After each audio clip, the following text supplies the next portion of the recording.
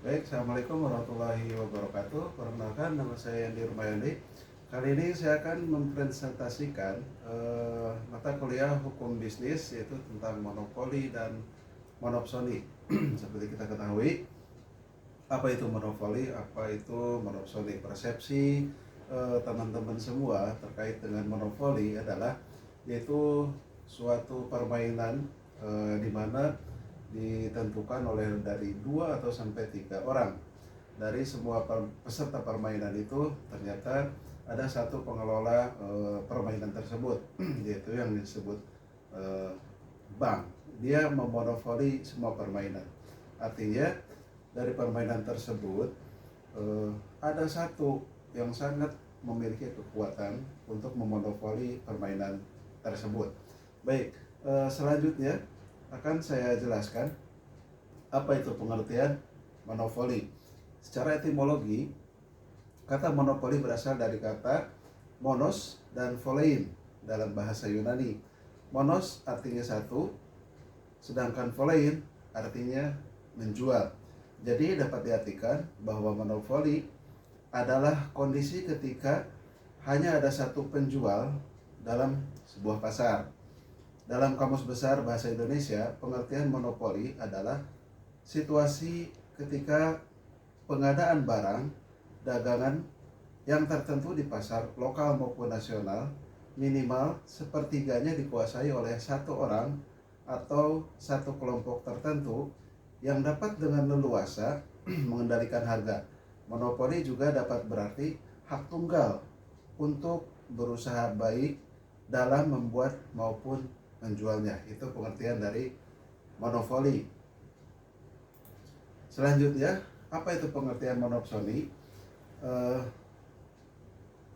Arti dari pasar monopsoni adalah pengertian pasar yang terdiri dari banyak penjual, namun dikuasai oleh pembeli tunggal, bisa individu maupun kelompok bisnis. Hal ini menyebabkan kondisi tawar-menawar harga yang tidak sehat karena banyak penjual hanya tergantung kepada satu pembeli. Perbedaan pasar monopsoni dan monopoli terdapat pada pengendali pasar. Pasar monopsoni dikuasai pembeli tunggal, sedangkan pasar monopoli dikuasai oleh penjual. Berikut adalah ciri-ciri dari pasar monopoli tersendiri. Ciri pasar monopoli: satu, penjual itu dominan, hanya terdapat satu produsen atau penjual, persaingan produk atau jasa yang rendah, kendali penuh atas harga, hambatan masuk sangat tinggi, keuntungan ekonomi yang tinggi. Di antaranya yaitu seperti di negara kita, penjualan gas, pasokan listrik, dan bahan baku minyak atau BBM. Oke, selanjutnya ciri pasar monopsoni: jumlah penjual dan pembeli tidak seimbang. Terdapat dari satu penjual dalam satu pasar monopsoni, tetapi hanya ada pembeli tunggal. Produk yang diperdagangkan adalah barang mentah. Pembeli yang menentukan harga produk, pendapatan menjadi tidak merata, perselisihan sering terjadi. Seperti halnya pasar yang dikatakan monopsoni itu seperti susu, terus bahan pertanian seperti kakao, itu biasanya dikendalikan oleh satu pembeli. Itu dikatakan monopsoni. Apa sih dasar hukum terkait dengan bisnis pasar monopoli? Menurut Undang-Undang Nomor 5 Tahun 1999 mengatur tentang monopoli. Apa itu perdagangan monopoli? Praktek monopoli adalah pemusatan kekuatan ekonomi dan satu atau lebih pelaku usaha yang mengakibatkan dikuasai produksi atau pemasaran atau barang dan atau jasa tertentu, sehingga menimbulkan persaingan usaha tidak sehat dan merugikan kepentingan umum. Maka diambil dari kesimpulan materi yang tadi antara monopsoni dan monopoli.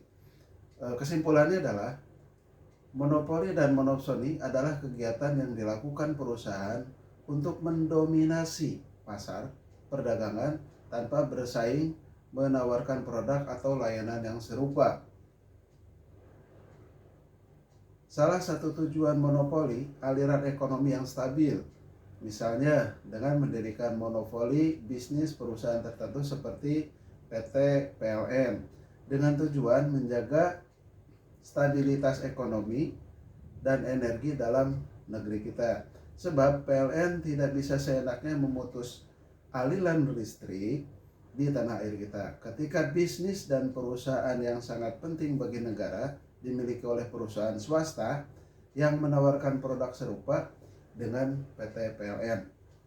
Hal itu dapat mempengaruhi aliran ekonomi dan stabilisasi pasokan energi dalam negeri kita. Juga, perusahaan swasta memiliki hak untuk mengatur volume penjualan. Di sisi lain, penelitian tentang praktik monopsoni menunjukkan bahwa praktik ini lebih banyak merugikan daripada menguntungkan. Kesenjangan antara produktivitas tenaga kerja dengan upah yang diterima sering disebut eksploitasi. Undang-Undang Persaingan Usaha Nomor 5 Tahun 1999 larangan praktik monopoli dan persaingan tidak sehat. Tujuan hukum adalah untuk melindungi pasar persaingan dan pengaruh perjanjian dan persekongkolan yang bertujuan untuk mengurangi atau menghilangkan persaingan. Fungsi utama hukum persaingan adalah untuk mempromosikan persaingan dan memperkuat kedaulatan konsumen.